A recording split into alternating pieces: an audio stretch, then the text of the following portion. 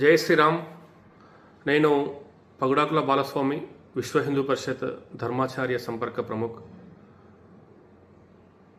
తెలంగాణ రాష్ట్రంలో ముఖ్యంగా భాగ్యనగర్లో గోహత్య కార్యకలాపాలు విపరీతంగా పెరిగిపోతూ ఉన్నాయి. బక్రీద్ దగ్గర పడుతున్న కొద్దీ గోవుల అక్రమ రవాణా మరింత పెరిగిపోతుంది. ఎక్కడికెక్కడ డంపు చేసేటటువంటి ప్రక్రియ కొనసాగుతూ ఉన్నది. అయితే గోరక్ష చట్టాలు అమలు చేయడంలో రాష్ట్ర ప్రభుత్వము, పోలీసు యంత్రాంగము విఫలమైపోతూ ఉన్నది. ఈ యొక్క రాష్ట్ర ప్రభుత్వము ముస్లిం అంటే కాంగ్రెస్ అంటే ముస్లిం అనేటటువంటి మాటకు కట్టుబడి ఓటు బ్యాంకు రాజకీయాలకు ప్రాధాన్యమిస్తున్నటువంటి రేవంత్ రెడ్డి ప్రభుత్వము గోహత్య నిషేధ చట్టాలు అమలు చేయడంలో ఘోరంగా విఫలమైపోతున్నది. ఎంఐఎం పార్టీ నాయకులు, ఎమ్మెల్యేలు, ఎమ్మెల్సీలు, కార్పొరేటర్లు రోడ్డుపైకి వచ్చి పోలీసులకే సవాల్ విసురుతూ నానా యాగి చేస్తూ భయభ్రాంతులు సృష్టిస్తున్నప్పటికీ కూడా ఆ యొక్క ఎంఐఎం ఆగడాలను అరికట్టడంలో రాష్ట్ర ప్రభుత్వము, పోలీసు యంత్రాంగము పూర్తిగా విఫలమవుతా ఉన్నది. పైగా గోవులను కాపాడేటటువంటి విషయంలో ముందుకు వచ్చినటువంటి గోరక్షకులపైనే కేసులు నమోదు చేసి చట్ట విరుద్ధంగా వ్యవహరిస్తున్నటువంటి తీరు ఈ రాష్ట్రంలో కొనసాగుతున్నది. కాబట్టి ఇప్పటికైనా విశ్వ హిందూ పరిషత్ డిమాండ్ చేస్తున్నది, తెలంగాణ రాష్ట్రంలో గోరక్ష చట్టాలు కఠినంగా అమలు చేయాలని చెప్పేసి డిమాండ్ చేస్తూ ఉన్నాము.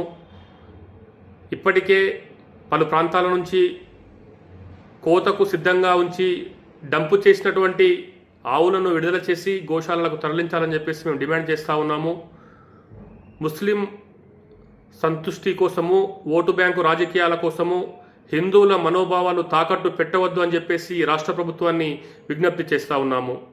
స్వయంగా రైతు బిడ్డ అయినటువంటి ముఖ్యమంత్రి రేవంత్ రెడ్డి గారు అత్యాధునికమైనటువంటి గోశాలలు నిర్మాణం చేస్తున్నాడని చెప్పేసి మాట ఇచ్చినటువంటి రేవంత్ రెడ్డి గారు మరి విపరీతమైనటువంటి స్థాయిలో కోతకు సిద్ధమైపోతున్నటువంటి గోవులను కాపాడటంలో మీరు ఎందుకు చొరవ చూపడం లేదని చెప్పేసి విశ్వ హిందూ పరిషత్ ప్రశ్నిస్తూ ఉన్నది. స్వయంగా రైతు బిడ్డ అయినటువంటి ముఖ్యమంత్రి, రైతు బిడ్డ అయినటువంటి డీజీపీలు ప్రత్యేక చొరవ చూపి గోవులను రక్షించి హిందువుల మనోభావాలు కాపాడాలని చెప్పేసి డిమాండ్ చేస్తూ ఉన్నాము. జై శ్రీరామ్. జై శ్రీరామ్. నేను పగుడాకుల బాలస్వామి, విశ్వ హిందూ పరిషత్ ధర్మాచార్య సంపర్క ప్రముఖ్. తెలంగాణ రాష్ట్రంలో ముఖ్యంగా భాగ్యనగర్లో గోహత్య కార్యకలాపాలు విపరీతంగా పెరిగిపోతూ ఉన్నాయి.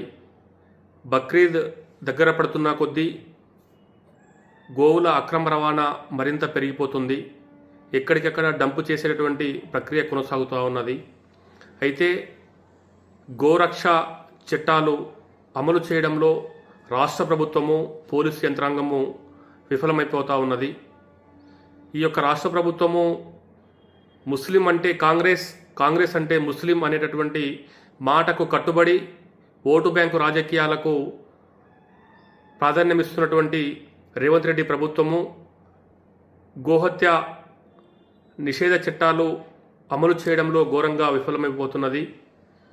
ఎంఐఎం పార్టీ నాయకులు, ఎమ్మెల్యేలు, ఎమ్మెల్సీలు, కార్పొరేటర్లు రోడ్డుపైకి వచ్చి పోలీసులకే సవాల్ విసురుతూ నానా యాగి చేస్తూ భయభ్రాంతులు సృష్టిస్తున్నప్పటికీ కూడా ఆ యొక్క ఎంఐఎం ఆగడాలను అరికట్టడంలో రాష్ట్ర ప్రభుత్వము, పోలీసు యంత్రాంగము పూర్తిగా విఫలమవుతా ఉన్నది. పైగా గోవులను కాపాడేటటువంటి విషయంలో ముందుకు వచ్చినటువంటి గోరక్షకులపైనే కేసులు నమోదు చేసి చట్ట విరుద్ధంగా వ్యవహరిస్తున్నటువంటి తీరు ఈ రాష్ట్రంలో కొనసాగుతున్నది.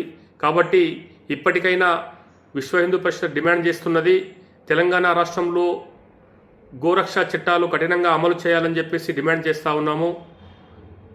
ఇప్పటికే పలు ప్రాంతాల నుంచి కోతకు సిద్ధంగా ఉంచి డంపు చేసినటువంటి ఆవులను విడుదల చేసి గోశాలలకు తరలించాలని చెప్పేసి మేము డిమాండ్ చేస్తూ ఉన్నాము. ముస్లిం సంతుష్టి కోసము, ఓటు బ్యాంకు రాజకీయాల కోసము హిందువుల మనోభావాలు తాకట్టు పెట్టవద్దు అని చెప్పేసి రాష్ట్ర ప్రభుత్వాన్ని విజ్ఞప్తి చేస్తూ ఉన్నాము.